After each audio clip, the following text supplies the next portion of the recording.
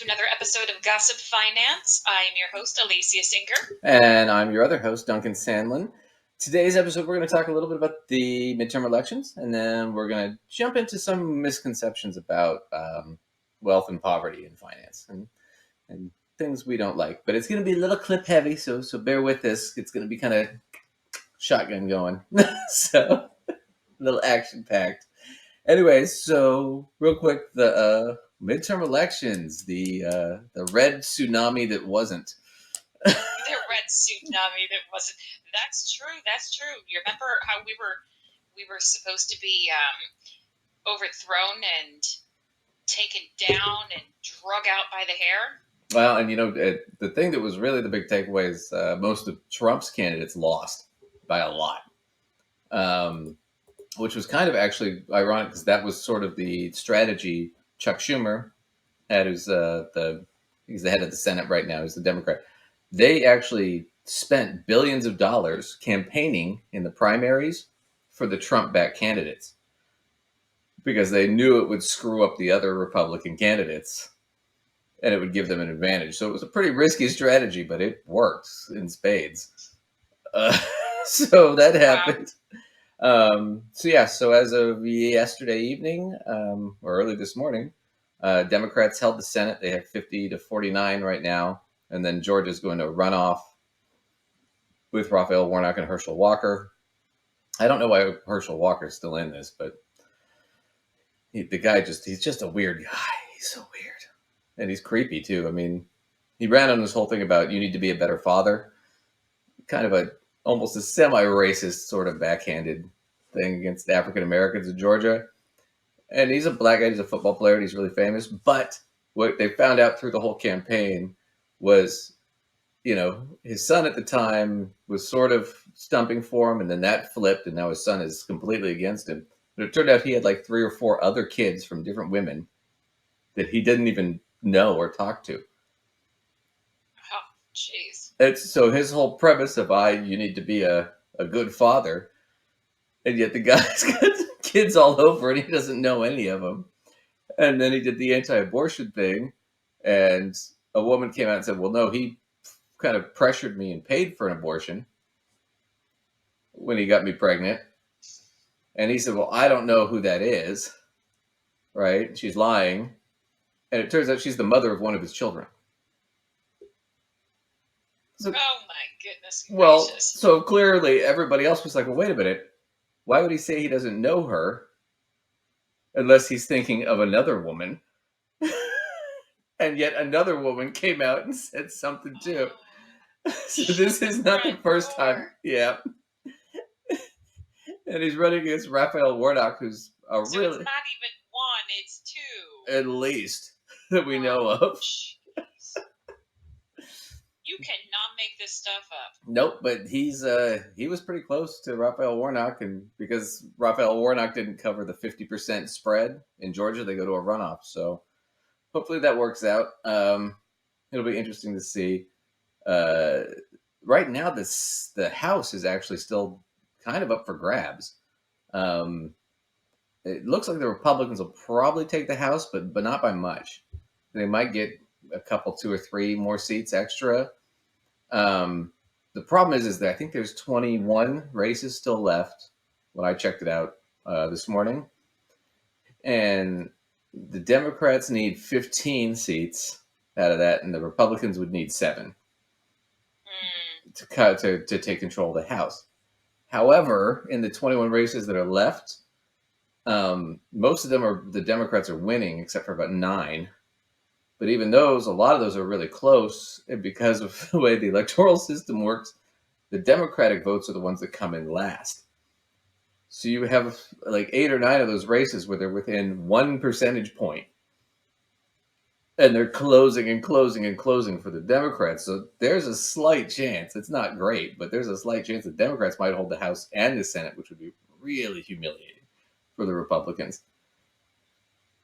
Especially when we were supposed to be just drug out by our hair, Absolutely. I mean, especially when you talk about, Biden, and there's a problem with inflation, and he was desperately trying to get things done here in the last year. gas prices, all this stuff. This should have been a slam dunk for them, but did not work out. And you know what caused it? The Zoomers, the Gen Z kids, came out and voted larger than they ever have. Wow. Oh, yeah. Kids. Good for them. Yep. Kids under 30, under 35 came out and blew this away. So honestly, they were probably like, all right, seriously, this has been messed up for as long as I can remember. We gotta do something, man. But you gotta remember, a lot of these kids were like in junior high and high school when the Great Recession happened. Right, that's what I'm talking about. Like, so not literally for as long as they remember, but for really most of their lives, it's been sort of one huge mess after another. Absolutely. Different kinds of messes, but you would certainly start to develop the mindset that a lot of them had to do with, political people in charge not making good decisions. So certainly it would make you feel like that whole system was messed up. Yeah. Which, interestingly, is something we're going to get into a little bit more today, is how messed up some of these systems really are. Absolutely. So we'd been talking about this for a while, and why we kind of wanted to do this episode today is we're going to talk about, in finance, a lot of people in finance tend to be more conservative. And there's a lot of older views that go back 40 years to the 80s about how things work. But we've learned, academically, especially in the last 10 or 15 years, those concepts are wrong, but they still permeate. And so we're going to look kind of at some of those concepts. So to start, I'm going to bring you something from the 90s. That's old, super old, kids. A lot of you guys were barely born. And this is scary. Yeah, I know. This is a show called Mr. Show, and it stars David Cross and Bob Odenkirk. And for kids today, Bob Odenkirk is Saul from Breaking Bad and Better Call Saul. This was one of their first shows. It was a sketch show, but they're going to explain to you how wealth works in a very simple sketch. Oh yeah. Okay. Hopefully HBO won't get on us for this, but it's relevant today as it was back in 94 or 5 when they did this. Well, I just don't think he's so great. He makes more money than you do. That's right, Bob. Listen to your friend. A person who makes more money than you is better than you, and therefore beyond criticism. This is called the Worthington Law, and it's used to gauge the value of human worth. Carl Espich, economist and editor of Value magazine. Yeah, that's right. So, what do you think? Wrong. Whatever you were going to say doesn't matter, because I make more money than you. That's if you're 80% of the public, so I'm right. Each year, Value magazine ranks the 500 best people in the history of the world. Did you know that according to Worthington's Law, the opera singer who called himself the Great Caruso was nowhere near as great as Sammy Hagar, the Red Rocker? So shut up, Caruso. Hey, who's better than St. Francis of Assisi? Well, how about Carol Strawberry? See you later, St. Franny, you schmuck. Hey, guess who's better than Van Gogh? Well, let's see. After adjusting for inflation, almost everybody. He made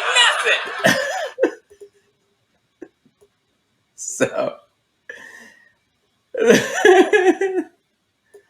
So the joke is that actually is the thought process in most of finance. And a lot of conservative thought is, if you have more money, you're just a better person. Right? So, for example, Einstein didn't make that much money. In fact, Lacey and I make more money. So we're better than Einstein. Way to go, Einstein. Way to go, us. So now that we've set up Worthington's Law, the most important law you need to know, children, for today's episode, let's watch conservatives try to justify Worthington's Law. And that's what we're going to do today. Are you ready? You ready to dive in? I've got my seatbelt on here for this one. I think it's going to be a bumpy ride. Oh, yeah, it's going to be fun. So we're going to start with Dave Ramsey. We're going to go through him a couple times because he's a big proponent of Worthington's Law. He just doesn't know it. Oh my. If you didn't know, what you believe about the world and how it works causes you to make decisions. Those decisions affect your life. No kidding, huh? We kind of know that. So what you believe about the world, about money, and about the economics matters. Because it either paralyzes you like a deer in the headlights, or it causes you to push forward, persevere, fight and climb and scratch because you believe you control your own destiny. There is some truth to that, but now he's going to completely spit all over it. I was gonna say, I agree with everything he said. what he said thus far is very reasonable. That, you know, he said different words, but sort of what we are taught to believe and etc. is going to influence our decisions, and our decisions are going to influence our Right. outcomes. So far, So it's not what bad. it's the old what the Greeks would call your aura, right? Your character, yourself. And basically what they're just talking about is the things about you that you can control. Right? I can't control all my body or all my bodily functions, but I can control my actions to a certain degree, right?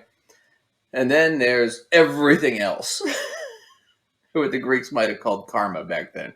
Not karma in the sense of like fate, but in the sense of everything else that you can't control in the world. Now, The things that are perhaps done to you or around you or that that are happened, not or that right. happened to you. Right. Right, but they're the outside things. Right, but you can't always control those. So the No. key is you got to understand what karma's doing, and you better freaking hope your character, your aura, knows what it's doing, or you're going to be in a lot of trouble. But what Dave's going to do is he's going to say, well, it's all about your character, and then he's going to ignore everything else in the world. Oh boy. Okay, so this time, you know what? Let's just stop and point out here. This time, you're the person who has the Ramsey predictions. Oh yeah, no. I mean, he'll try to soften and walk it back and make it fit, but it doesn't. And we're going to go through why it doesn't. Because All right. because he can't sit here and do the Worthington's law like they did on Mr. Show. Because if he does that, then he gives away the game, which is I just believe you're worthless because you're not rich. But you can't say that because then he loses viewers, he loses money, he loses income.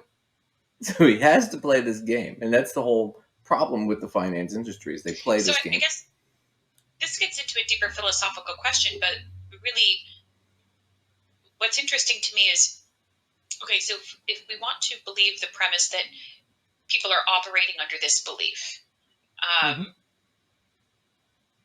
are they aware that that is what they believe? Because I feel like if you asked many people, they would say, no, I don't think that.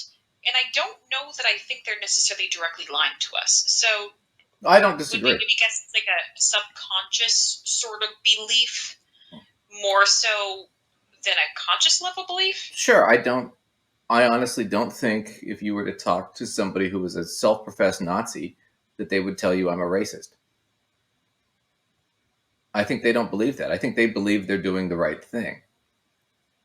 But once again, now we have somebody who's using They their believe that their view is more morality than anything else. Yeah, but Perhaps that's they've reframed it in a way that almost recategorizes it for them. right, and Dave kind of hit that. What you believe is going to affect your actions. But if you're believing things that aren't real or are false, then that's going to affect your actions. And now you're dangerous because you're not acting within reality. I could believe I'm a billionaire. And if I start acting like that and spending money like that, isn't that detrimental to me? Because I'm not a billionaire. Right. Right? So that's just a simple example. But if I believe that certain people are inferior to me, then that's how I'm going to vote. That's how I'm going to act. That's how I'm going to put my energy and my money. And once I start doing that, I'm a detriment to those people. Now, I might, Let's see what Mr. Dave has to say about this. right, I might not be a bad person, but that's what I believe, and that's what ends up happening. All right, Dave, don't do These what things you matter. think These you're... discussions of philosophy and theology matter because they affect whether or not you actually take the advice I give you every single day on the show and go use it. So when someone comes against that, I occasionally want to just stop and go, let's apply a little critical thought to this. So let me ask you this. I want to make a joke. For a guy who rails against socialism, critical thought is a Marxist theory. That's what he's... So he's going to use Marxist theory to rail against this shit. Here's a belief that you have. And I want you to call in because we're going to talk about this the entire hour. Get ready. It's going to be juicy. What causes poor people to be poor? I don't know. What causes poor people to be poor, Lace? I mean, there's a whole laundry list. Mostly just they don't have lack of money or Yep. lack of resources. Yeah. Sometimes a lack of skills to get the higher level of employment, to get a higher level of income. Yeah. I don't know. Well, that comes Just from lack of start. resources too. How do you get the skills if you don't have the resources? Anyway, he'll explain. We're totally wrong. Right. He'll explain. What do you believe about that? Because what you believe about that will cause you to take actions in your own life or not take actions in your own life. What causes poor people to be poor? It's a great question. It'll challenge your theology. It'll challenge your doctrine. It'll challenge your philosophy of life. Because the first thing that happens is if you have a fairly narrow view of life, meaning you haven't gotten out much or don't read much, you have just one opinion, and it's usually wrong because it's only a partial observation. Let me give you an example of that. Okay. This article was just published in the Washington Post. The headline reads, Christians are more than twice as likely to blame a person's poverty on lack of effort. Christians are more than twice as likely to blame a person's poverty on lack of effort. Washington Post and Kaiser Family Foundation asked 1,686 American adults to answer the question, what causes poverty? And I'm not going to go through the whole article, but I'll pull out the statistics for you because they bounce around and do some weird theological stuff that's not even, I don't know how to end up in the article. It's like they're dealing with post-millennialism and all this other stuff that has nothing to do with the discussion. They really got convoluted. But the bottom line of the article is this. The poll shows that 46% of all Christians said that a lack of effort is generally to blame for a person's poverty, compared with 29% of all non-Christians. Now, what you believe about this affects your behaviors. Let me show you how it affects your behaviors. The Washington Post is world-renowned for being anti-Christian and being very liberal in their conservative. That's not true. That is not true. I know. It's not true at all. They are... Okay, so let me take this one. This one, it'll be a shorty, but okay, by day I'm a teacher, and when evaluating news sources, I know more in the social studies class than in my class because it pertains to the social studies a little more than mine. But students are sort of taught in the United States, like our major publications, kind of which sort of leaning they have, and to a certain degree, and actually that one is one of the ones that is closer to the middle than most of them. All right. So, and I'm not saying publications don't have leanings, but he's just off on that. That's in the scope of our publications here in the United States. It's one of the closer to the middle. Well, he thinks NPR is like a socialist newspaper. And I'm like, really? You think News Public Radio is socialist? I mean, come on. I mean, they couldn't be more moderate.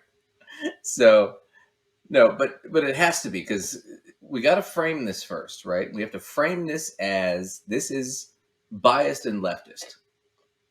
This study that Right. Christians are more likely to believe that poor people are poor because of their lack of effort, because they're lazy. This has got to be because it's a leftist biased thing. He's got to frame it that way. Okay, I haven't heard this. I'm going to make a prediction and pray to someone that I'm wrong. Ganesh, yeah, whatever.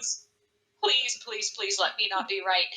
So, okay, he's basically just set up the idea that this survey or poll or whatever says that all of these Christians are saying that people are poor because of a lack of effort. Mhm. I hope he's not going to turn around and say, because he's been talking about the things we believe, Mhm. and I hope he's not going to turn around and almost make it seem like this is a good thing because it means that Christians are not going to have a lack of effort, so that Christians are going to Yeah, I need don't more think money. I don't think I he's. hope he's not going to go there. He doesn't go there, does he? I Don't tell me. We'll find no, out. we'll find out. I'm not going to tell you, but what he missed was he skipped right over the article. I did read the article. It goes into premillennial. I'm sorry, premillennial and postmillennialism within Christianity. Yeah. There's a difference in premillennialism was more of the closer to sort of I'm not like an expert on this, so I might screw this up a little bit, but it was more of a gospel thought where they were sticking more to the sense of Jesus, where charity was a bigger thing, and we need to you need to care for the poor, that kind of stuff, that kind of older. The older generation give to the poor, etc. Right, that's changed over the last 40 years. In the last 40 years, Okay. post-millennialism is more of this, this concept of wealth and power are a sign of God's favor. So if the wealthier you are, it's because you're a better person because of God. And he skips right over that because it's really Worthington's law applied to Christianity. Even though Worthington's law is not a real thing, we're going to use it as a real thing going forward because it applies. Even though it was a joke on a 90s sitcom or a 90s sketch show, we're going to use it over and over because it applies over and over again to the thought process. How totally terrifying. Okay. I know. That's why I started with that. I'm just gonna hope that the logic I hoped I wasn't seeing coming really isn't coming. Let's All hope. right, Let's hope let's not. go. Let's hope not. Beliefs. Okay. You don't believe that, you haven't read the post. All right. It's pretty simple. So let me help you with this. 46% of all Christians said that a lack of effort is generally to blame for a person's poverty, compared with 29% of all non-Christians. So let me show you how your belief affects your behavior. The headline was Christians are more than twice as likely to blame a person's poverty on lack of effort. Let me help you with this. 29%, 46%, that is not more than twice. It's not even half. So you messed up. Oh my god! Okay, I'm sorry. Okay, so the good news is so far he has not gone to the horrible place I was kind of afraid he'd go to. But why are we sitting here and picking on whether it's almost double or not double? You can drive a car between those two numbers. The spread is pretty big. I think that's the point, right? Not like whether it's double or not. No, the point is that if you actually if you actually do the math, it's closer to triple the number of Christians versus every other group combined. Because what he's missing is this point: 64% of Americans are Christian. There are 30,000 denominations, but 64% claim to be a Christian. Okay? So almost 2/3. So if you take 64% times, what was it, 42% or whatever it was, you're talking about 30% of the people. So 30 out of 100 people in the United States are Christian and believe poor people are lazy. We do it on the other side. Okay, 29% of everybody else. That's Muslims, Jews, atheists, Jains, Mormons, everybody else. 29% of those, of that third, that 36%, believe they're not, or do believe that they are, believe they're lazy. Well, what's 29% of 36? It's like, what, 10? What have I got? 10.5. So that's 10 people out of every 100 in America who aren't Christian believe that. So 30 Christians believe that versus 10 of everybody else. So when they say more than double in the argument, they're right. But Dave can't do simple math. And we go through this every episode. Dave has a hard time with math. He's not very good at it. He struggles with math. Right. He's leaving out the idea of what the total number of people really is, and what the difference between the Christian population and non-Christian population is, and Right. real math numbers. But honestly, I feel like it just detracts from the actual issue for him to get so hung up on what the gap is between these numbers anyway. No, but what he's the point is A, the Washington Post is biased. B, they're wrong on the math, which shows you they're biased because they're trying to make this worse than it is. When in fact, neither of those things are true. They weren't biased. They were going with the numbers. And B, the math was correct. In fact, they underplayed it.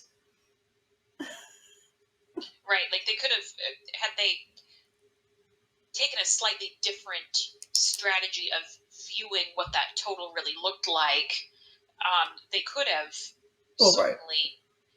Well, right. They could have made it look bigger. Yeah. Yeah. In the article, they wanted to look at it. Yeah, in the article, they said more than twice as many Christians are likely to believe that than non-Christians. What they could have said was actually just under 3 times as many Christians, which sounds bigger. And both of those statements would have been correct. And then if you factor in atheists, agnostics, non-believers, it's like 6 or 7 times. Atheists and non-believers are less likely to believe that poor people are poor because they're lazy. Christians are way more likely. Duncan, is Dave going to torture us more with this? Yeah, we're going to do a little bit more, and then we're going to skip ahead some. Oh my goodness! Oh, I know. Sorry, everybody. I'm eating away at Lacey's soul, just a little bit at a time. Yeah, you're chipping away at it. Here we go. That's because Dave will tell you I'm the devil. Up your math because of your skewed bias on your belief system. See how it affects your behaviors. You could have, if it were written by the right wing, the alt-right, it could have said, the exact same statistics could have said, less than half of Christians blame a person's poverty on lack of effort, because it's 46% believe that, according to this survey. You see how it gets skewed? How they reword stuff to make a point, because they obviously have a point. 53% of white evangelical Protestants blamed a lack of effort, while 41% blamed circumstances. 50% of Catholics blamed lack of effort on poverty. Yeah, they ought to get to it, man. The question is, of course, not just an ethical one. Ethical? Have they got a dictionary in that place? Ethical? How is this an ethical question? Dave, what's your point? But it's a political. Well, the ethical question is it's viable. So ethical. No, I mean, what's his point in picking at the word ethical? Well, because if you make it an ethical question, right? Because he does this. He's making it a moral question, right? Your wealth, your worth is a moral thing. It's based on your morality. He has to do that. But if you're saying, well, no, we have stats that show that you tend to hate poor people, and that's an ethical, well, that can't be an ethical question, because then his morality goes right out the window. Right? But it is an ethical question, because an ethical question would be relating to your morality based on circumstance, based on what's happening. So it actually is an ethical question, but he can't acknowledge that, because then he'd be wrong. And then Worthington's law would go right out the fucking window. And he can't pull that anymore. I've told you, I'm gonna keep using it because it's valid. It's valid to this whole point. Oh my goodness. Okay. Cool one. And the partisan divide is sharp. Well, no kidding. That's why you wrote the article. Among Democrats, 26% blamed a lack of effort. 72% said circumstances. Liberals. Among Republicans, 63%. Liberals got because you blame effort on poverty on effort or lack of effort. Now, you want to talk about this? This is going to be a great discussion today.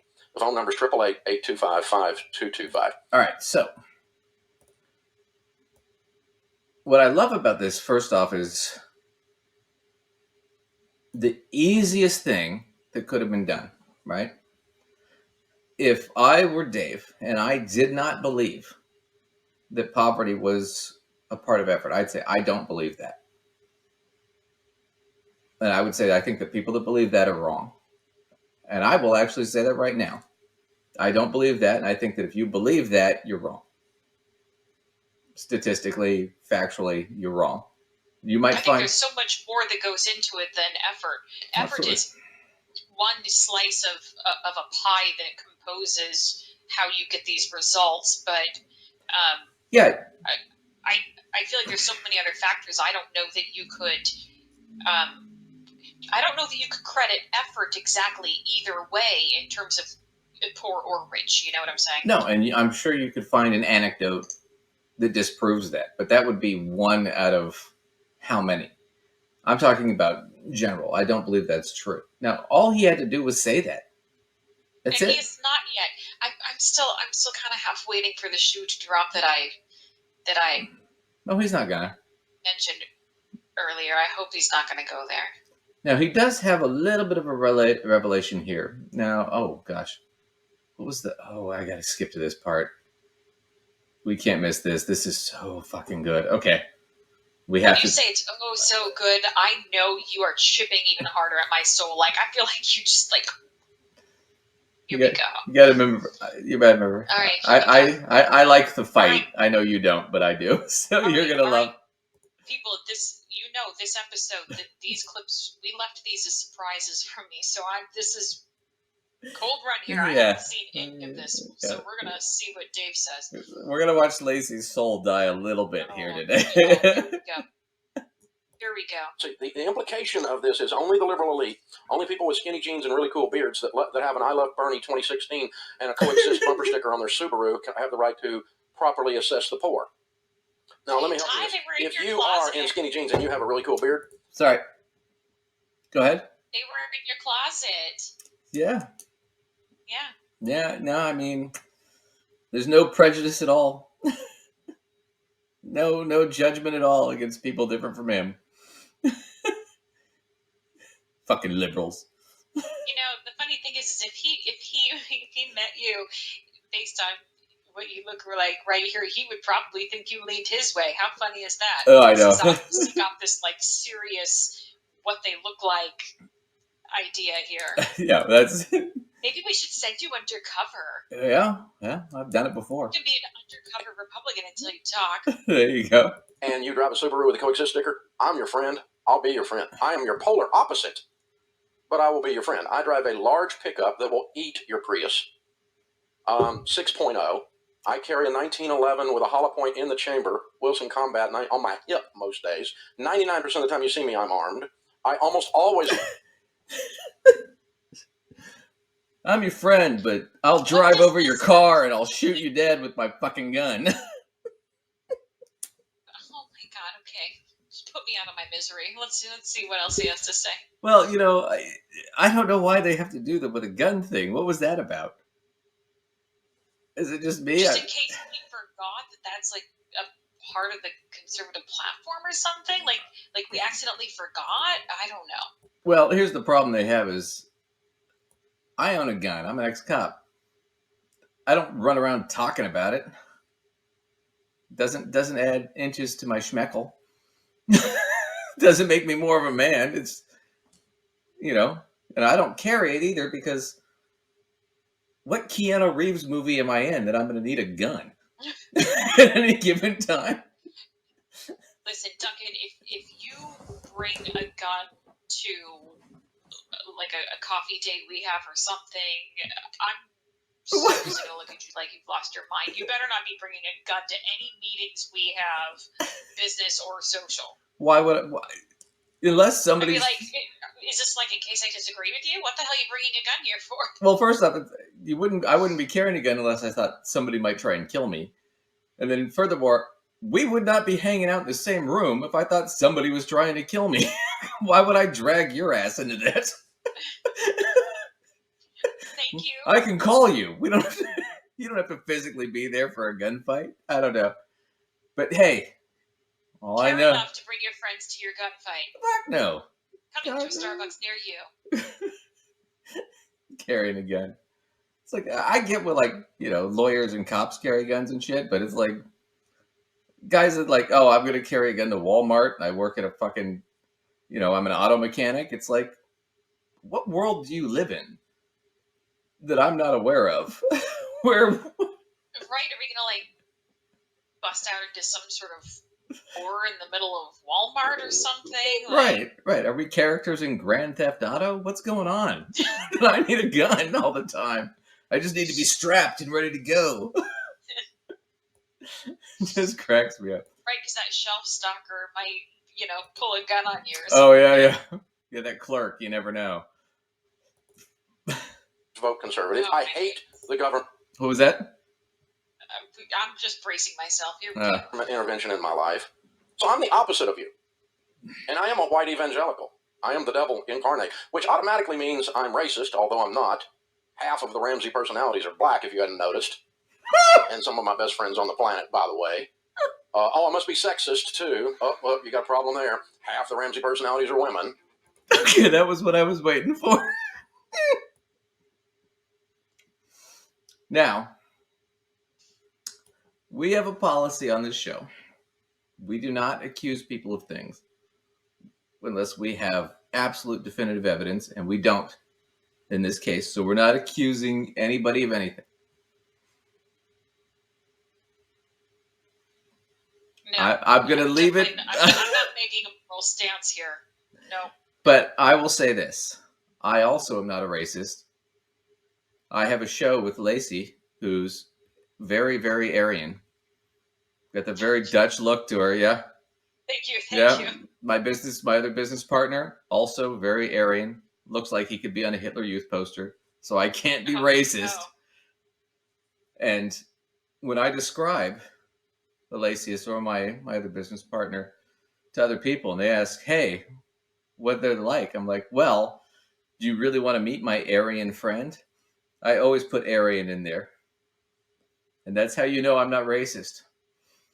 I think I've never had anybody describe me as their Aryan friend before, so this is new for me. Thank you. I appreciate that. That's the point of like, I have black employees but I have black friends. You mean friends? I didn't ask you what their skin color was, dude. Right? Oh my goodness. I'm not homophobic. I have gay friends. Okay, I didn't ask you who they sleep with. That was not a part of this discussion at all. I didn't want to know. And they might not appreciate you introducing them by talking about who they sleep with. Right? So, we're not saying anything. We're just look at the evidence. That's all I'm going to go from there. Look at the evidence. I was waiting for that. I'm sorry. I had to do it because he's so close and he just doesn't get it. He's so close. So close. He just has no clue. All right. We're going to jump into, he has some anecdotes, which I think are fun. And we're going to do this. Oh, we got an ad break coming up. So I will clip that in a second. It's just a liberal slant on something. They're just trying to stir it up.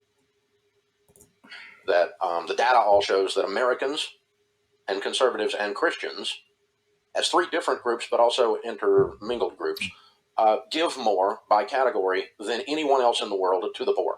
So why would you give to the poor if you think they're lazy and shiftless like that? Oh, real quick. He's talking about Christians tend to give more in charity. What he skips over is a lot of that's not for charity. It's for proselytizing. So, and they have tax advantages that other groups don't. I was going to say there's also an element of, I'm going to assume, which I shouldn't, but privilege there to be able to be giving to charity, because frequently, although he's not listing the kinds of charities, frequently giving to charity is something people do as a part of their tax planning process. And there's nothing wrong with that. You could do a lot of good and help your taxes. That's great. No judgment out of me. But it's you know, I feel like he's attacking this from like a morality standpoint. Like, look, everybody's so moral because they're giving all this money to charity, when the fact of the matter is some people are probably doing it because it's the right thing to do, and some people are probably like, oh, I need to get rid of this amount of money to make my charitable contributions as per the plan I came up with my tax advisor, you know? Well, no, but I'm talking about more of just there's a tradition behind it in Christianity. It's, millennia old, right? Which is you go to church and, every week you give 5, 10, 20, $100, whatever, right? Some people pay a tithe, which means Right, they part which is a tenth. of their income. Right. Are you really giving that to the poor? Or are you giving it to the church? Or are And you then giving let it the just church out of do habit? Right. So this is not about I'm doing this because I want to help the poor so much as this is just a habitual sort of thing. This is cultural. But also, is is he really able to say that this amount of people in these certain categories are giving money to the poor just because they're giving it to charity? Because I give to charities that have nothing to do with the poor. Sometimes they do, but I like charities that have to do with art and arts organizations. And I mean, you might argue that those are like nonprofits that don't have a lot of money, but it's not giving to the poor. You know what I'm saying? It's not like civil rights, health services. Yeah, I mean, lots of them, and they're all wonderful programs, but just because they're giving to charity does not mean they're giving to the poor either. Right. Well, and Not the same. I've done like the atheists with the homeless stuff, right? And the difference is we don't hold their sandwich hostage to make them listen to a sermon. We just give them the food. It's a little bit different, right? And the other point of it is there's no expectation because of I'm part of this group or this in group that I'm supposed to be giving some of this money just to be a member. So some of this is more of just country club kind of mentality versus are we actually doing this for the sake of charity? So I think he's conflating things that you really can't conflate. I'm sure some people do. I'm not knocking it, but I'm just saying it doesn't necessarily mean that was the goal. There's some sort of broad sweeping generalizations he's making that may apply to some, but don't necessarily apply to everybody in even these categories he's discussing. Right. All right. So he's going to get into some examples here. So let's see. You wouldn't. You're trying to help them because we that are in that category or in some of those categories understand some things. So you just can't believe the liberal Washington Post when they're trying to say that white evangelicals that elected Trump. Oh, was that? Say it again. Oh, we understand some things. I'm sorry. That setup just implies clearly nobody else could understand some things. Yeah. Okay, here we go. We all agree. Educate the rest of us that are too stupid to understand. I know. Okay. All right.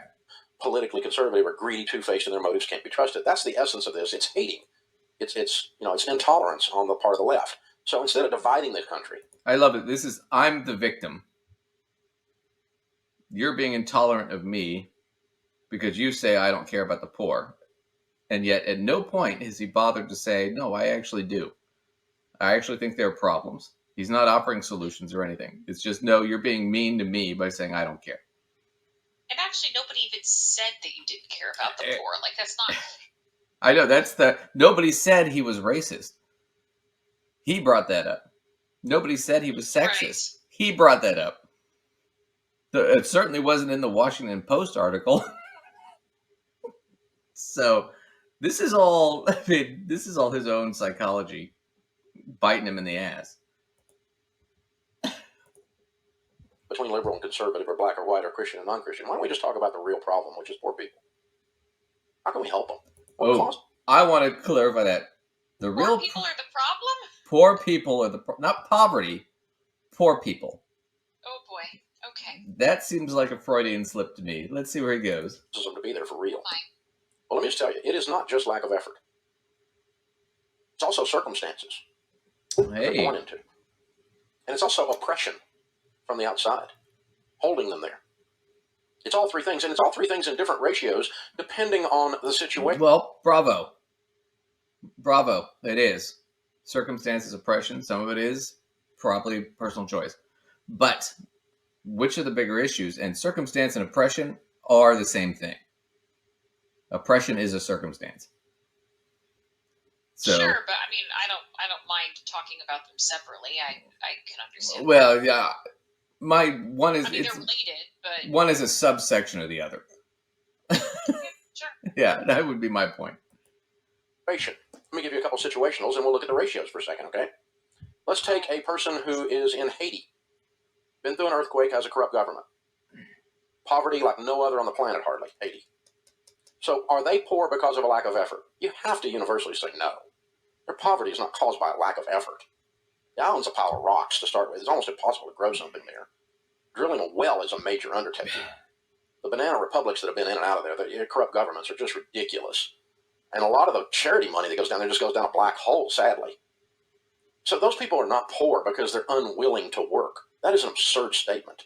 It's circumstances, by and large.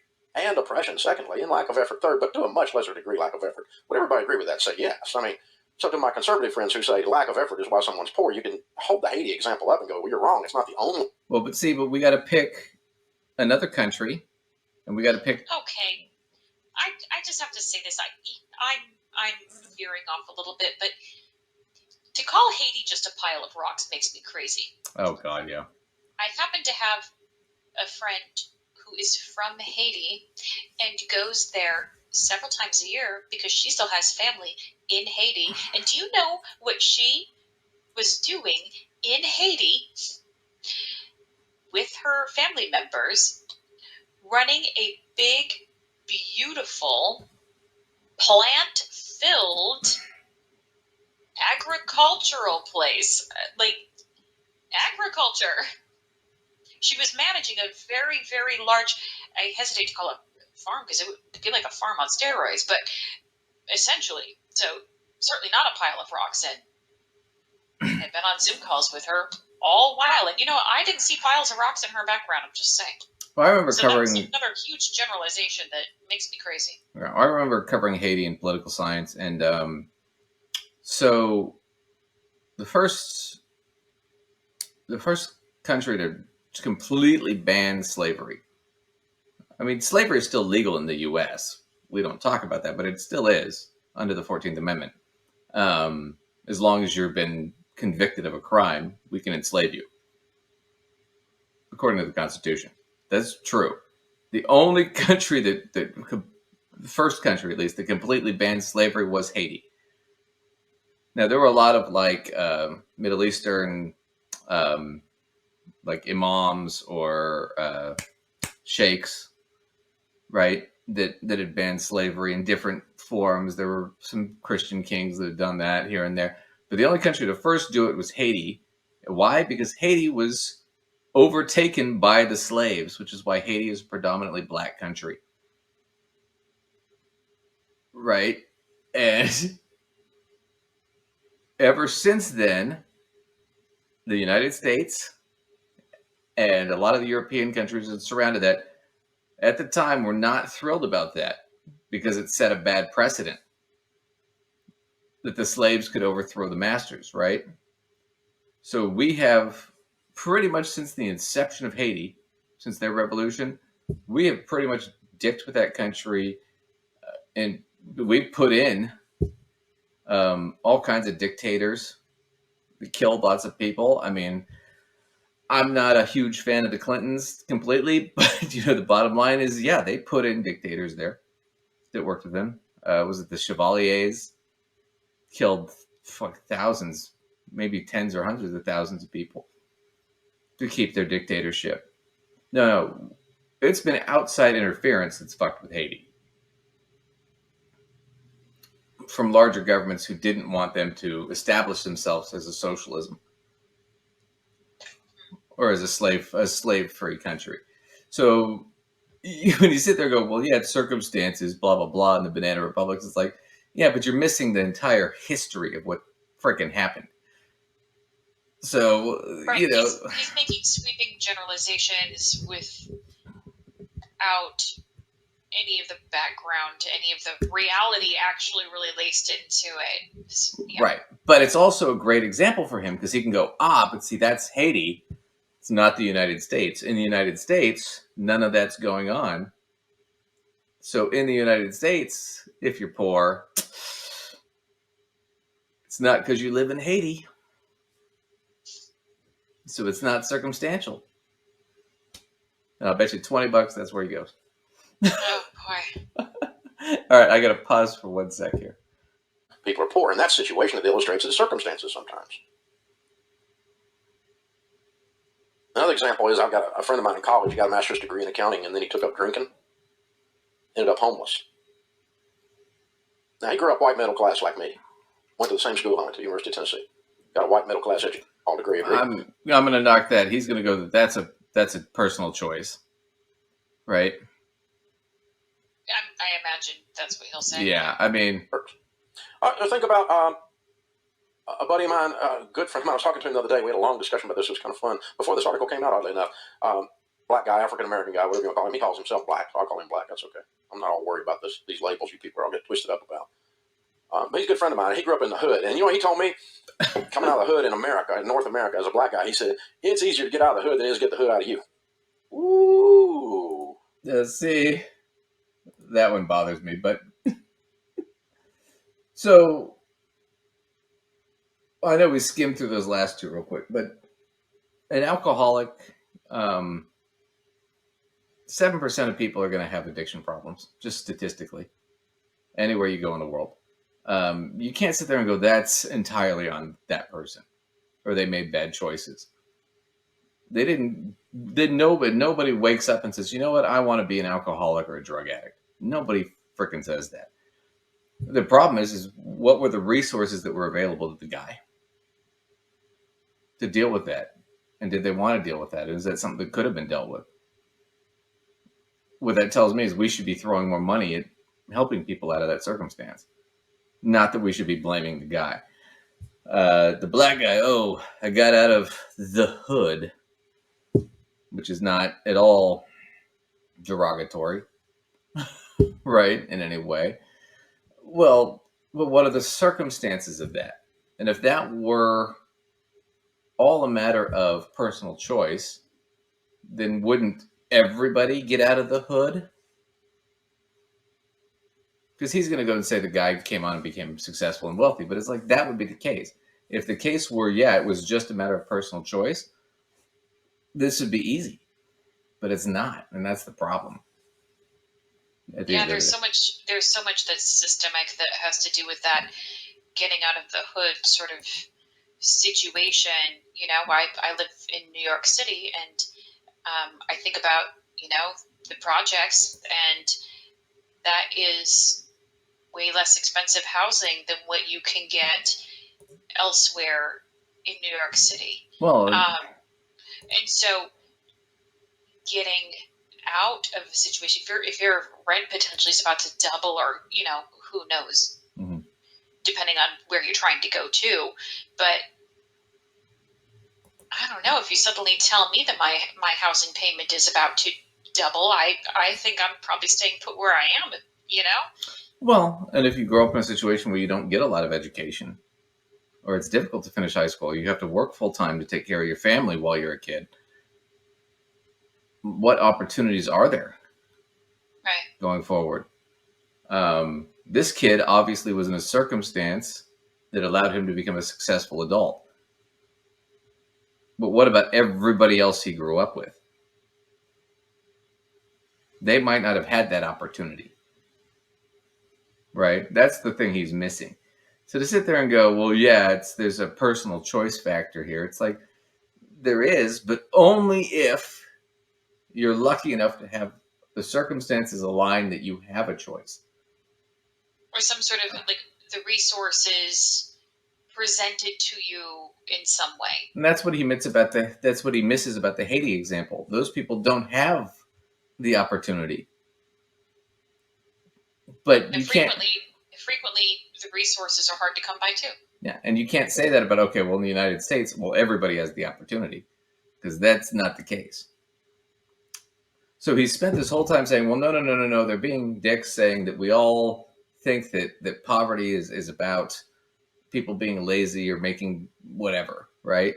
And then he turns around and says, yeah, but it kind of is.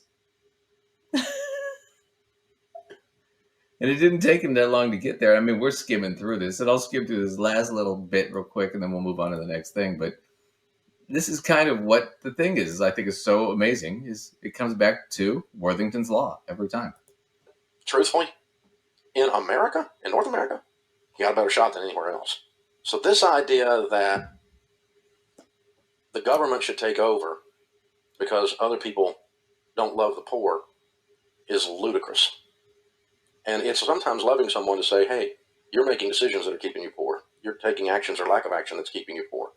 And sometimes it's helping them get the hood out of them, as my friend who came from the hood said.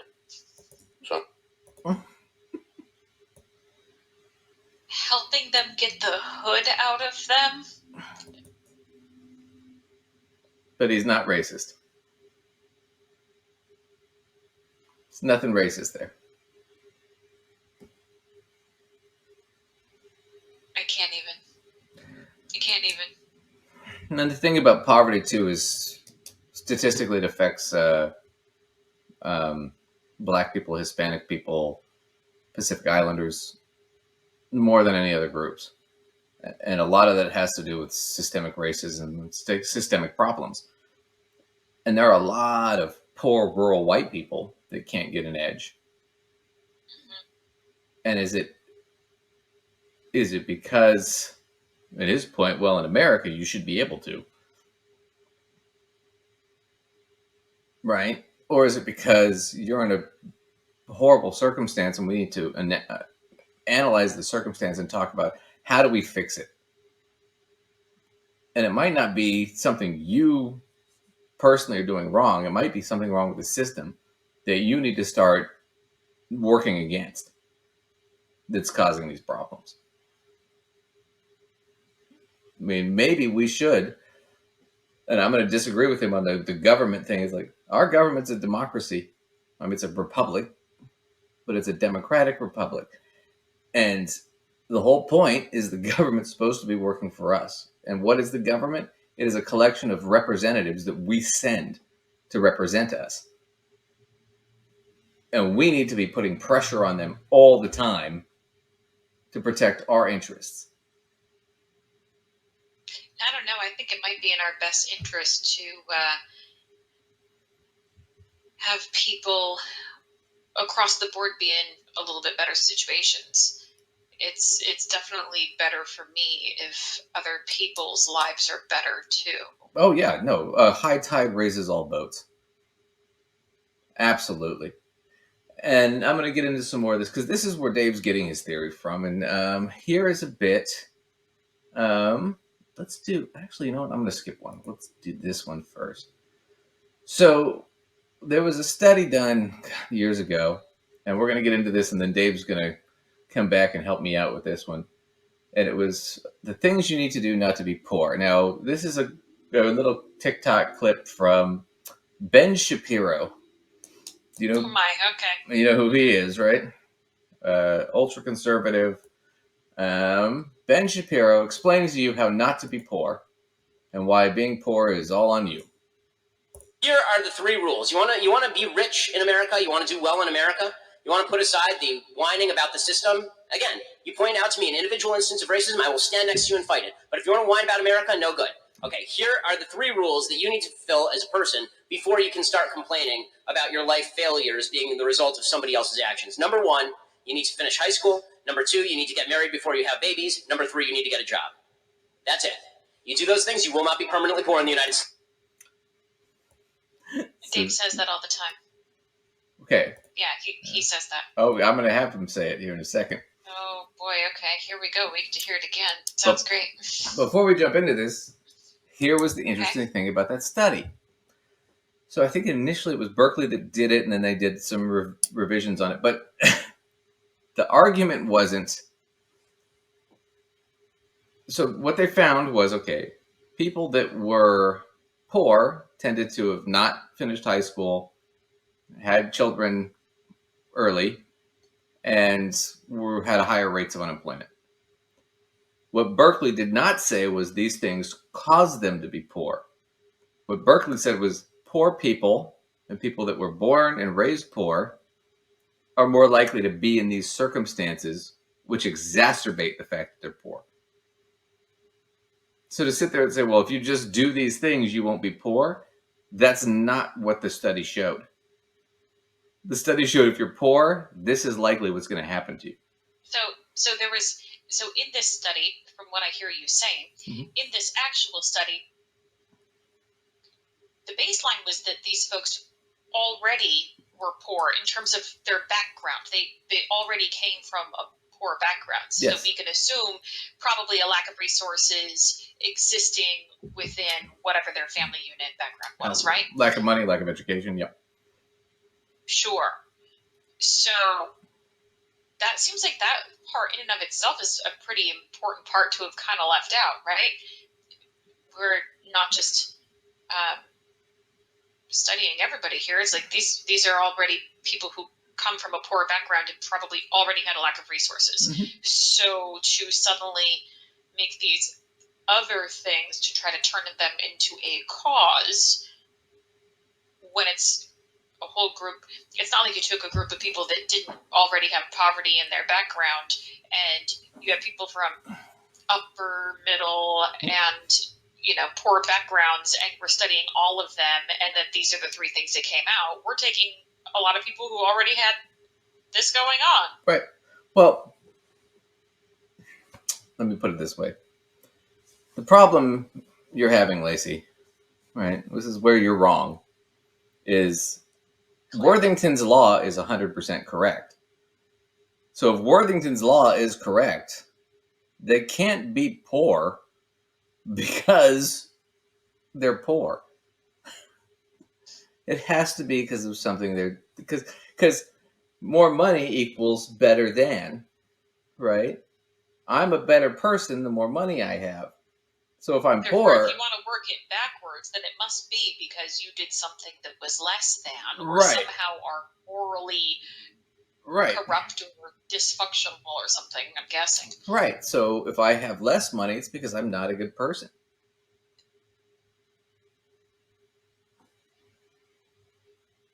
That's why we have to spin it this way.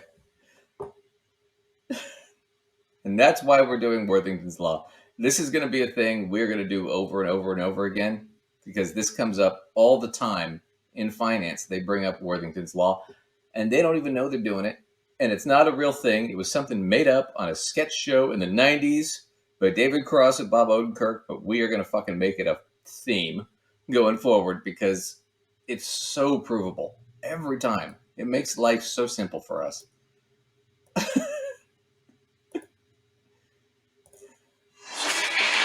All right, here we go. A study done about a decade ago says that you need to only do three things to avoid living in poverty: graduate from high school, marry before having a child, and have that child after age 20. Only 8% of the people who do those three things fall into poverty. 79% who fail to do those three things in that order land in poverty. Those are statistics, not moral judgments. Graduate from high school, be married before you have a baby, and be over 20 before you have a baby. Pretty simple, basic life choices. And these studies go on from there that show. So, once again, not what the study said, but how he wanted to interpret it. That's the problem. And so it goes back to the very first bit where we watched David. He was talking about what you believe affects your choices. That's true. What he believes affects his choices. And he believes that these things are moral issues. That your wealth equates to your value as a person. He could have denied that at any point. Never did. We do. Honestly, do you think my checkbook has anything to do with what I am as a person or who I am as a person? I mean, if I was a billionaire or living on the street, you think that would change my value as a human being? There are a lot of great rich people. There are a lot of great poor people.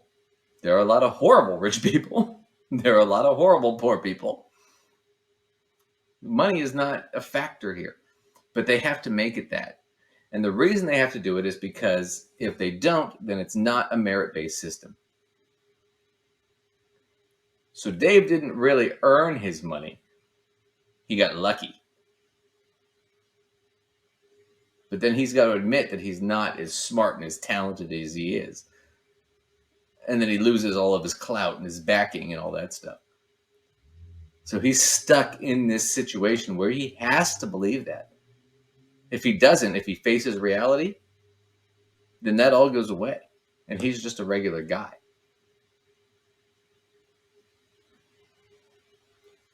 This is the problem with the entire finance industry.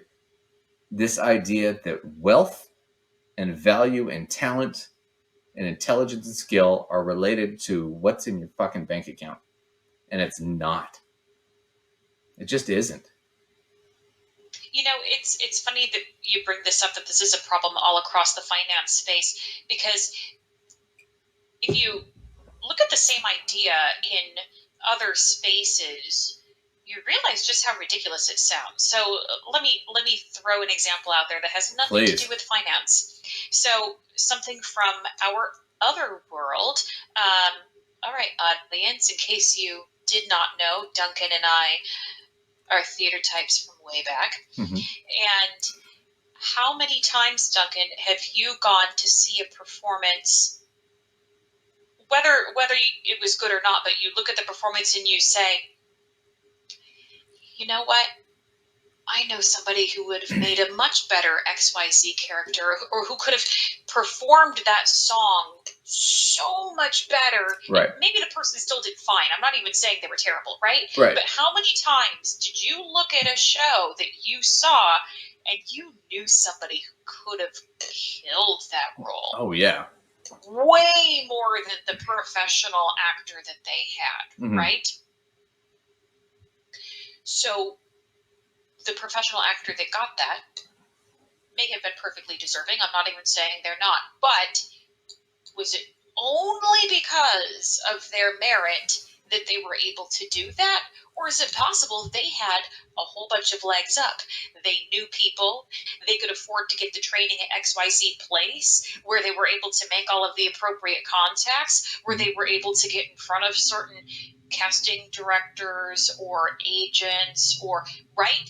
Advantage, as opposed to the person in the back of your head that you know would have blown everyone else out of the water for it. Maybe never had all those advantages. Maybe didn't have the same resources. Every bit as talented. Every bit as hard as working. Maybe even more so. Well, it's the old joke. There are two artists in Rome. They're both equally talented. They're both incredible, right? One of them is walking around and he finds a dog, a Shetland sheepdog, and he walks up to the palace, Caesar's palace, right? And he asks the guards, he's like, yeah, I found this dog wandering around. You guys know who it belongs to? And the guards bring him in and they take him in front of Caesar. And it's Caesar's dog. And Caesar says, oh, thank you for finding my dog. Is there something I could do for you? And the guy says, well, yeah, let me paint you, because I'm an artist. And Caesar says, sure. That guy turned out to be Michelangelo. Do you know who the other guy was? Nobody knows. Equally talented, equally capable, just didn't get the opportunity. So to sit here and I have wealth and power and all this stuff, therefore it must be entirely based on merit. I can't think of any other area of life where that is a premise that's even accepted. No, it's not.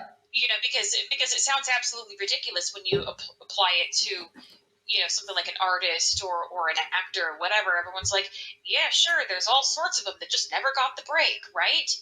Yeah. Well, Why is it suddenly different in finance? Well, for every Dave Ramsey, there's probably 100,000 guys who failed. Does that mean that Dave is that much smarter or better, or does he just get lucky?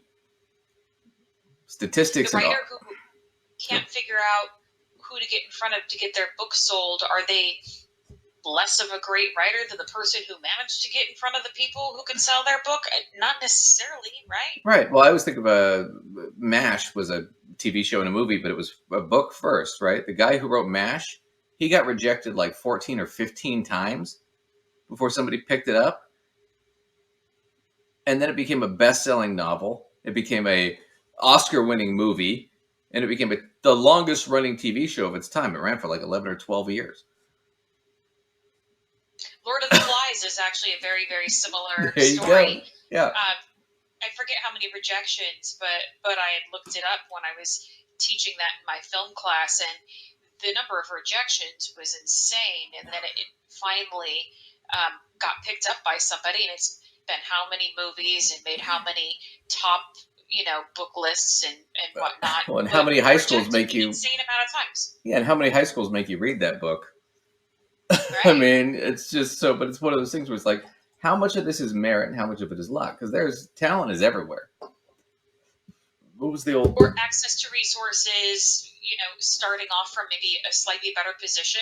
It doesn't mean that, somebody who starts off with resources and a better position isn't also worthy of their success. But the point is, it doesn't necessarily translate to somebody who didn't have those things No, was not worthy as well, No, and I think that's kind of the misnomer that we're going through with this, is that this the Worthington's law argument, right, is that your bank account, your net worth is your value and your merit. That money can be translated equally, right? The amount of money you have equals the better person you are. And there is a big belief that that's what the case is. And Dave, I think, has proved that that's what he believes. He tries to deny, well, I'm not dogging on poor people, but, kind of, right? Which is what he did. But that's the point, is it has to be that way. Because if it's not, then what it means is Dave's not as smart, as clever as he is. Warren Buffett is not as smart and as clever as he is. These people are not, the royalty is not royalty because they're better than the plebs, than the peasants. It's because they just happen to be born into a circumstantial situation that benefited them. Right? Mm-hmm. And if you start thinking about that, if like, okay, I'm a middle income, lower income person. Well, now I'm in this circumstance, and these are the circumstances. And if I recognize that these are the circumstances that are kind of holding me back, now what do I do? Do I get up? Do I do what like if you Google like how to become wealthy, it was 15 habits of wealthy people. Do I get up early? Do I pay all my debts off first? Do I I don't know, join a church? Do I wear boxers instead of briefs? What do I do? And you see a million of these things. And you have entire shows, Dave Ramsey shows, Suze Orman to a degree does this. I mean, the Money Guy show does all this. They all do this. But if you get past that and go, okay, well, wait a minute. This is my circumstance. This is what's actually holding me back. It's not that I'm lazy or worthless. It's that I'm stuck in a position where I can't get ahead. Well, then what's the actual issue? The circumstance. So what do you got to do? If you want to get ahead, you got to start changing the circumstance. You have to figure out how to address the circumstance. Which means you either have to get out of it and go somewhere else. You got to either vote to change it. If you're in a job and you're married and you got kids and you're underpaid and you're in desperate, dire situation, unionize. You're not going to be able to negotiate for better pay or better circumstances. But if you get fucking 50 guys with you that are willing to strike. But Dave doesn't want to hear that because it's all about merit. If you have it, it's because of merit. But it's the whole joke about the guys who tell you don't keep score are the guys who are already winning. If they were losing, they would be keeping score. I wonder how feels about the participation ribbons. I don't know. For him, yes. For the rest of us, no. He earned his. Yeah, he deserved it. He played t-ball. He was there. He showed up. So let's do this real quick. We're gonna dive into this a little bit real quick, and then we're gonna wrap up here. They're just kind of cool with it. I think some people think that. So what would you say to someone? Well, let's continue reading some of these statistics because I think it does address that. Okay. Only 4% of homes with a married mother and father are on food stamps at any given time. 21% of cohabitating and 28% of single mothers are on food stamps. So these are socioeconomic decisions that you control. And the reason is that a house divided against itself can't stand. So real quick, married women have more money, do better, right? That was the argument they made.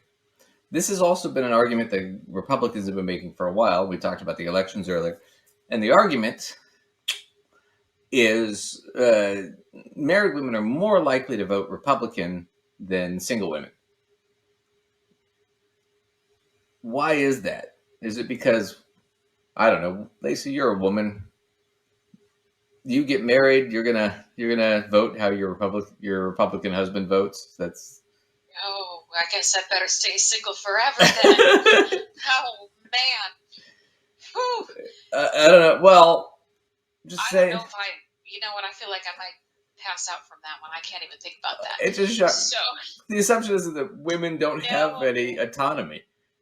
Like, once I put a ring on your finger and now you're going to do what I tell you? Fuck that shit. That's not happening. That's never happened. In the history of marriage, that has never happened. Well, Serious. I'm going to disagree. In the 50s and 60s it did because you didn't have any money and you didn't have any real rights. Prior to the fucking civil rights movement, you didn't have. Okay, all right, fine. I'll give you that, but I'm also going to add that the amount of volume that was being consumed as a direct result of that. Just going to put that out there and leave that alone. Let you come to your own conclusions there. But, no, but there was a conservative movement where they would like it to go back to like the 40s, 50s, and 60s where women didn't have rights. Okay, but let's also. I'm like, that's fucked up. Go ahead, sorry. Just addressing a different part of what that statement was, but he wanted to go through, and I'm not remembering the numbers, but point out that more single mothers were on food stamps.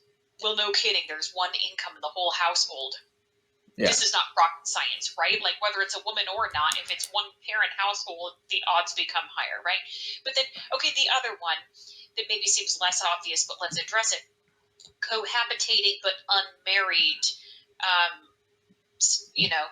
calling them spouses, but partners living together, their families are more likely to be on food stamps. Well, let's stop and think before that, okay? So if you are unmarried and cohabitating and have a whole, a family with children, etc.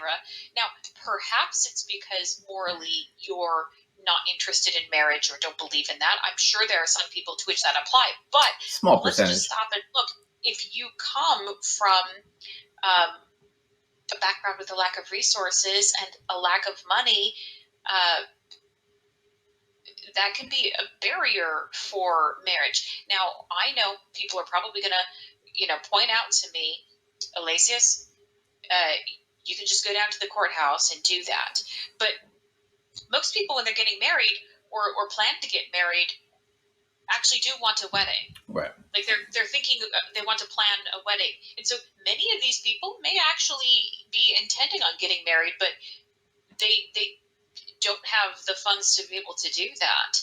So getting married, literally having a wedding, is already an item of privilege. So if you are able to do that and have the resources to do that, this assumes you're already in a certain spot. Well, and most people that get married already have stuff. Most people were less likely to want to marry somebody who's not in a good financial position, right? There's no romance without finance. That's just, it's a horrible thing to say, but it is sort of true. right? So when you say that, explain what you mean.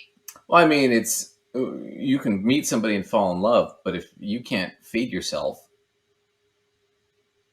necessity has to take precedence over desire, right? So, for example, let's say you're lower income and you're dependent on welfare, right? Or you're dependent on WIC, right? Women and children benefits, or you're dependent on Medicaid.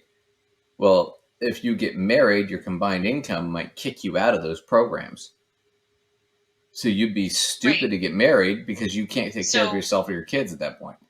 so in that situation, and I have known people, lots of people who have, this is applied to, in order to make that economic choice, your combined incomes would have to pop you up high enough to not need those types of resources anymore, because you can't get yourself in a situation where you're kicked off of them, but your combined income hasn't popped you up enough to be able to afford those things without it. So that's a very good point, that those things become sort of behind the scenes disqualifiers as well. No, absolutely. But that's my point is it's, you also have to factor in the younger people are less interested in getting married than previous generations. And part of that is because they've grown up through massive war and recession. They're not as keen to get married and have kids and jump into that shit, because that's a lot of responsibility. That's a lot of stuff to add on.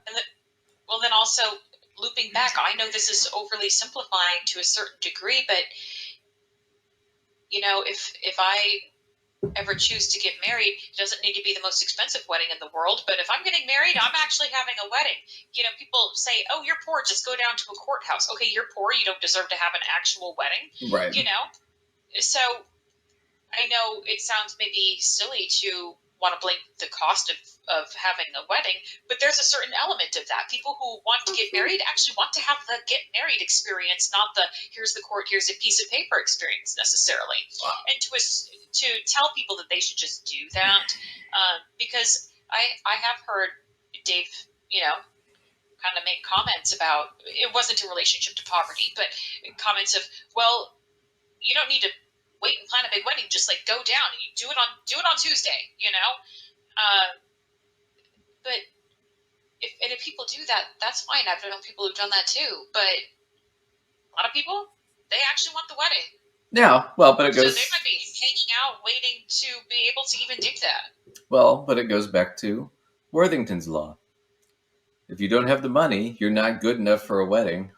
So you don't get to enjoy having that life experience. You might want it, but you're not good enough for it.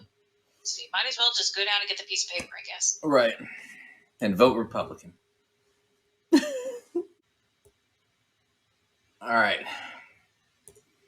So for this one, we just discussed the marriage thing. Dave's going to tell you how you go from broke to wealthy. Several pieces of research out there that talk about that married people who are married versus single or versus shacking up, have a financial advantage. And the researchers have always called it the marriage advantage, that they tend to build more wealth than any other category. Researchers always called it the marriage advantage. Also tend to move... No. He made that up. Right. I kind of figured that much. Yeah.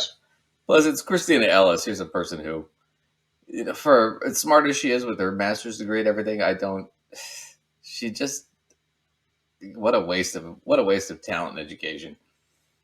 I'm sorry. As a category, not it's a generalization, but I mean, in other words, there's exceptions within each category. But they also tend to move faster in their incomes and their careers. And researchers have long tried to figure out what is causing that exactly, but they call it the marriage advantage. That it's to your advantage. They don't call it that. I know, but what is the cause? What is the cause? We're going to find out. Okay. We should do this segments with Dave where he reads this stuff and just call it Grandpa Reads the News and tries to understand it. Well, look at the face. It might have to start with his face making that face right there. I mean, you just paused it in a funny place, honestly. But that worked out well. We might clip this. I Yeah. can clip this. Yeah. Grandpa tries to read the news and understand what's going on with the kids today, and I they're have to tell you this marriage advantage thing. I know I'm getting stuck on just semantics here, but I have read so many personal finance books, and I have literally never heard one person talk about the marriage advantage and call that he literally just made that up. This is not a thing. or he read it in some, I don't know, Wall Street Journal article, something. I don't know. I'm sure a person may have said that as a spin of phrase that they found sort of clever, like when they were referring to something in an article, and now Dave has decided it's this whole category or something. Oh no, it totally is. It's like it's a thing. If I make it up, it's a thing, Lacey. I could be, an Irish crooner. That could be a thing. Okay. Yeah, I could be a Dutch pirate. Avast me, mateys. All right, so let's talk about the marriage advantage, and let's apply it to Worthington's law, because we made Which that is up. now definitely a thing. We're making that a thing, apparently. It is a thing. We didn't make it up, but it's a thing. So I would say we didn't make it up, but if it really catches on, becomes a thing, we could be the reason it became a thing, not the reason it became at all. Well, I'll take credit for that. Yeah, maybe we could get David Cross or Bob Odenkirk to call us. That'd be fucking awesome, wouldn't it? Right? They can come on and so hey, if you guys are watching, if you want to come on our super awesome show that has really big budget, you can come on and explain this law yourselves. Yeah. Worthington's law. You guys are, I'm all for it. As far as wealth goes, income and wealth in general, to be married. Wall Street Journal comes out today with yet another study. Moving in together doesn't match the financial benefits of marriage, but why? A walk down the aisle can be a route to greater wealth and prosperity for couples in the U.S. Married people have higher net worths and are more likely to be homeowners than their unmarried counterparts their age. Because there are two of them. And all of their stuff. This is not rocket science. You cannot possibly tell me that they went, oh, we're going to compare it to single people, so we're going to take this married couple, take their net worth, divide it by 2 to make it balance out to one human being that we're comparing them to. Oh, no. This is the stupidest thing I've ever heard. Well, and it gets worse. It gets back to the point we were making earlier. And you're going to watch him. This is why I picked this clip, because oh my gosh, you get to watch him trip right over his own. You knew. I think there's a vein in my forehead that you're going to start seeing, showing you my heartbeat. You're going to be able to count the beats per minute from my forehead. All right, audience, if you can tell me how many beats per minute I get from my forehead veinery, just put it in the comments below. If Lacey has a panic attack, then I guess I'm on the hook for the medical bill on this one. Yeah. Oh, it gets better. Median net worth for cohabitating checking up couples age 25 to 34 was $17,000, a quarter of that of $68,000 married couples of exactly the same age range. So 25% of the net worth of a married couple on average, according to data from the Federal Reserve Bank of St. Louis. For singles, is $7,300. Over the past 2 decades, Americans are moving in together at higher rates, and the share of U.S. adults who are currently married steadily declined from close to 60% in the 90s to under half in 2019, according to Pew, who did the research. Over the same period, the share of adults 18 to 44 living with a partner climbed to 59%. Many young couples now approach marriage as a capstone event. The sociology professor says, if you build an ark, the cornerstone, blah, blah, blah, blah, blah. While there are legal and tax advantages to marriage, research suggests the financial security and long-term mindset of those who tie the knot may also be a powerful driver of wealth. More married couples pool their money, such as sharing savings accounts and investing together to achieve certain goals. Cohabitating couples are less likely to combine finances and investments. Working with 2 incomes and combining their investments to maximize compound interest can significantly increase a couple's financial prospects, the research shows. Simply put, married people may be more likely to be on the same page financially. And housing is one of the biggest factors in establishing a couple's wealth compared with single people and cohabitating couples. Married couples hold a larger concentration of housing wealth. They're more likely to own a home if you're married than you are if you're with a roommate. Socioeconomic factors play a role in the difference between married partner wealth. The higher your income, the likelier it is you'll marry. Well, that would affect these numbers. And that'd be would it? The wealthier you are, the more likely you are to get married. Would that affect the numbers of why married people have more money? Would it? Okay, so if people with more money are more likely to get married, they also started with more money. So we're comparing. So again, are we back to comparing people who already had more money to people who already had less money, and then deciding that marriage is what it's about when we were always comparing people with more money to people who always had less money? This goes back to the same point. We're comparing different circumstances to each other. These people, they're married people tend to have more money. Well, but poor people tend to not get married. Oh, so marriage isn't the factor here. Poverty is. So really, the whole thing might be reversed. Right. Or this guy screwed up because he's an addict and he lost his money. Well, is that because he's a bad person or he made stupid decisions? Or is that because he had a genetic problem? Or here's a black guy who made it out of the hood. The hood, right? As where none of his friends did. But he did it. How did he do it? Was it because circumstance convened in his favor? So what it comes down to is there's 2 points that always comes down to. It's either, and this is statistical, it's not universal, but it's statistical, right? Your situation is either part of your circumstance or it's some sort of character problem with you. And we know factually that circumstance is the biggest cause, not character. But if we believe Worthington's law, like Dave does, it can't be that. Because if that were the case, Dave didn't earn all of his shit through merit. He got lucky. But we can't say that. We can't admit that. It's the same thing we go through with their studies about, well, millionaires. Most millionaires didn't inherit their wealth. Yeah, but how much of their wealth was given to them? How much of that was because of who their parents were or who they knew? Yeah, that's such an important point and interesting point at that, because inherited translates into somebody died. Well, if your parents are still alive, but they paid for your entire college education and gave you a car to go there from, and so you didn't have to take a car loan or get into any debt for going to college or having a car or getting the books. Helped you start your business. Gifted you the down payment of your first home, or part of it, right? Right. Maybe you were able to start putting money into your IRA even when you were in college because everything was paid for, so you could just stick some money in there, right? None of that was inherited.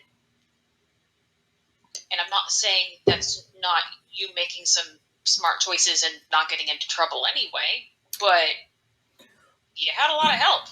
No, and I'll give you a great example.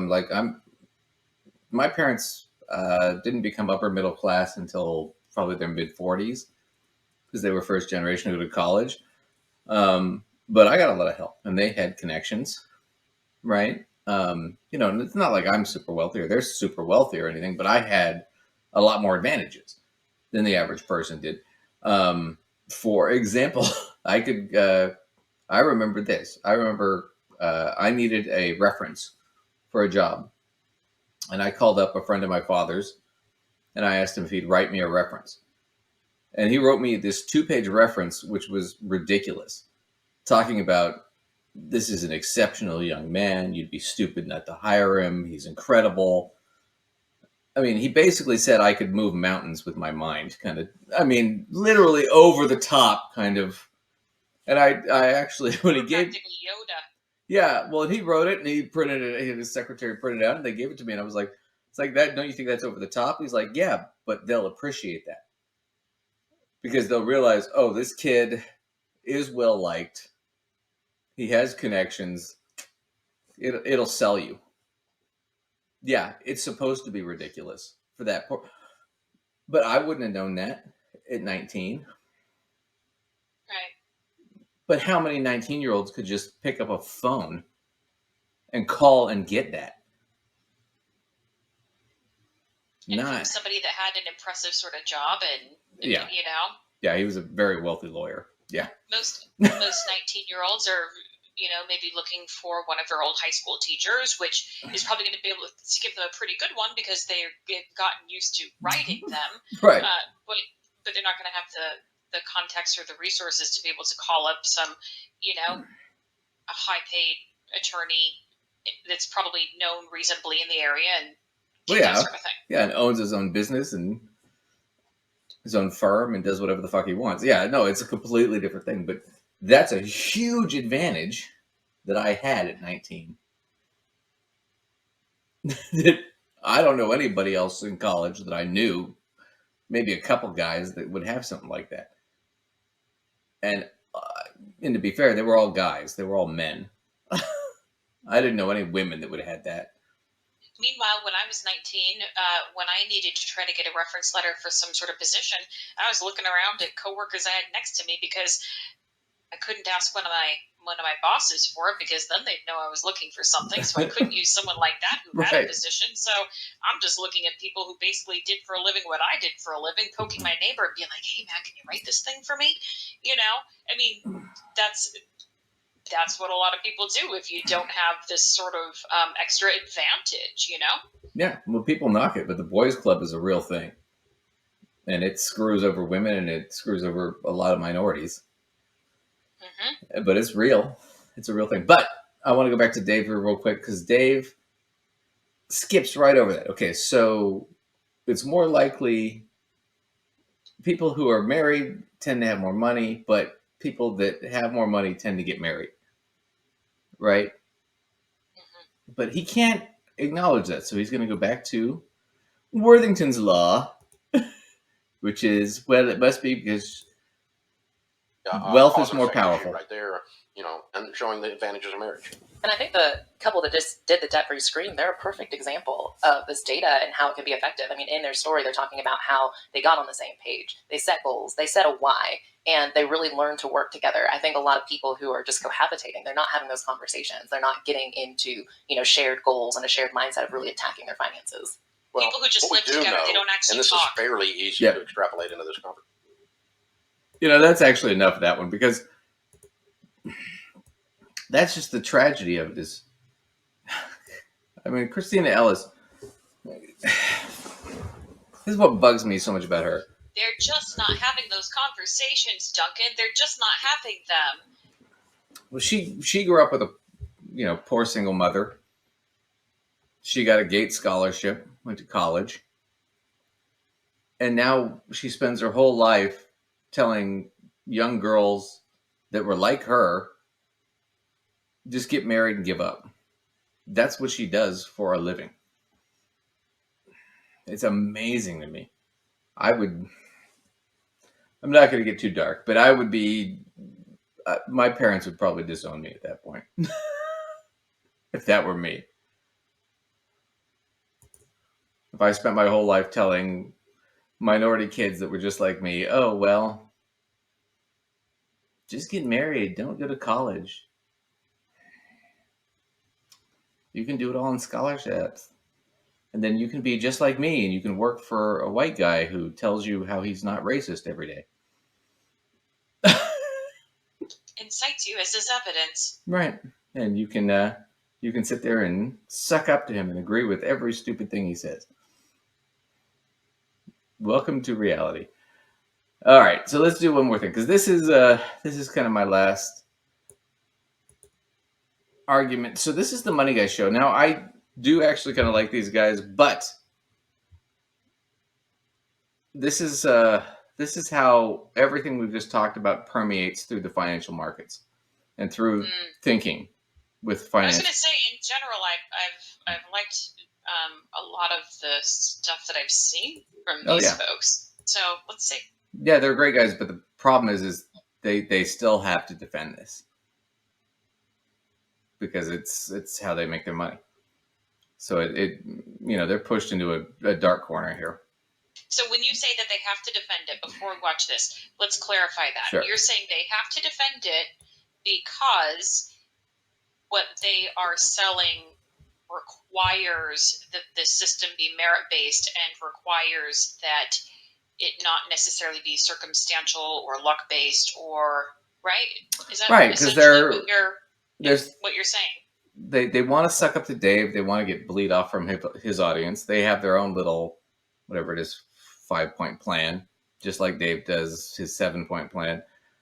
And they can't acknowledge the situation of, well, this is a circumstantial issue, because what they're really targeting is we're targeting middle class and upper middle class people. So we have to sell them that, no, you're there because of merit, that merit is what makes this happen. And that if we say, well, it's not, then any plan, their little 5-point plan, goes to nothing. Right? It loses a certain amount of credibility. I mean, it still might be a reasonable plan, but it loses a certain amount of its clout and credibility if more of it gets chalked up to chance or circumstance or luck rather than merit and hard work. And by the way, hard work looks like my plan that you're buying. Well, but that's the point, is it is all circumstance. The plan itself is not any good. It's not that remarkable. We went through that with him before. It's not interesting or remarkable. What's happening here is if you're making a lot of money, I don't even have to have a good plan. I just have to have a plan that's not completely stupid. And you'll make money, and then I can take credit for it. But did I actually help you? Probably not. All right. Well, but I can't sell that, can I? Right? No. All right. Let's see what these guys have to say.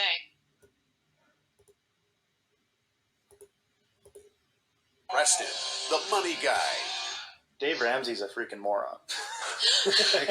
But he's a genius for poor people who don't have discipline. If you don't want to become wealthy, follow Dave Ramsey. If you just want to save your money and die poor, and you have no self-discipline, be poor. Follow Dave Ramsey and be poor. And the reason I say that is he says pay cash for everything, don't have any debt, and that's what I grew up with.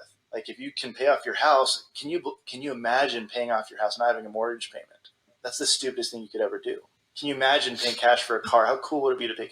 No, that's terrible. It's a terrible financial decision. We're in this society now where it seems like extremes rule That's all everything. there is, yeah. That's all that's on air. That's all that seems that works. But that's not the reality of life. I mean, I will say Dave is definitely on one side of, hey, let's get rid of all the debt as fast as possible. But then I would say they're on the other side, which is saying, never pay off your debt. Take advantage of the low interest rates and go invest it, and you'll... So they didn't say that. Did they say never pay off your debt? No, but I'm going to be honest. I can see why that is the assumption that they're drawing, because the manner in which they said what they did say does sound like they're, promoting keeping those loans.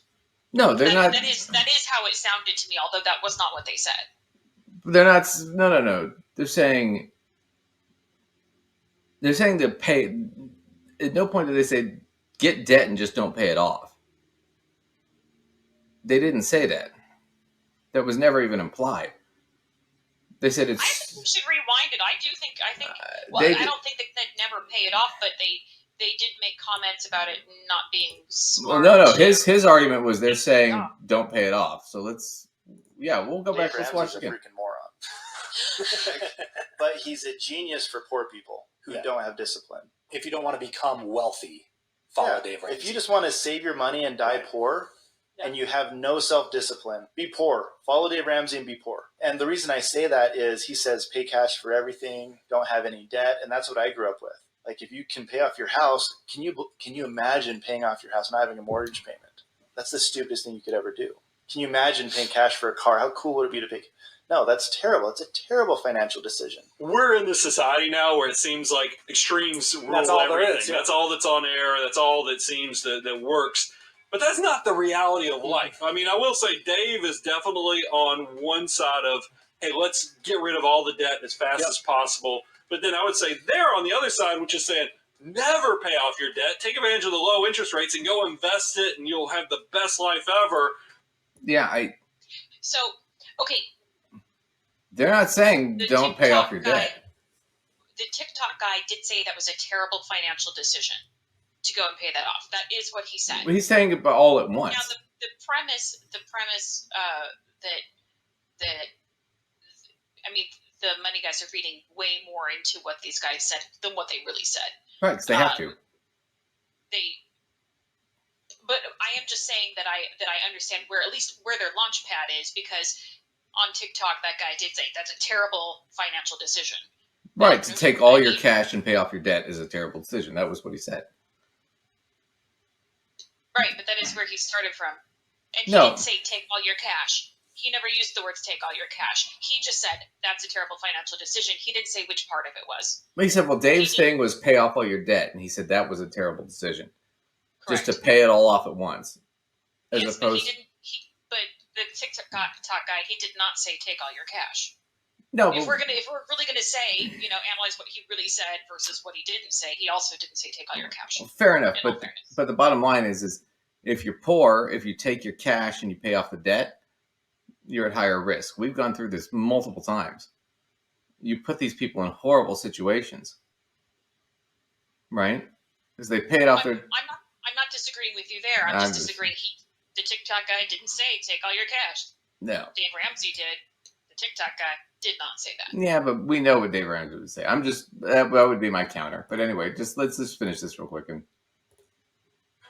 They're both on these different sides. I'm telling you, the answer is actually understanding how risk works, how growth of assets works, understanding the difference between building wealth and keeping wealth, because there's a balance there in the journey where it will change. In the beginning, yes, you should be aggressive. So that falls into what they're saying, probably counter to what Dave is saying, because he's focusing on the discipline versus the wealth building, or debt payment versus wealth building.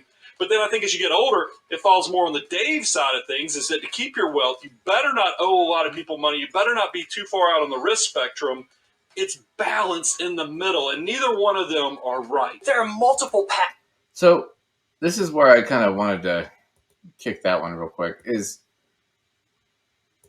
they skip right past it, because the real issue is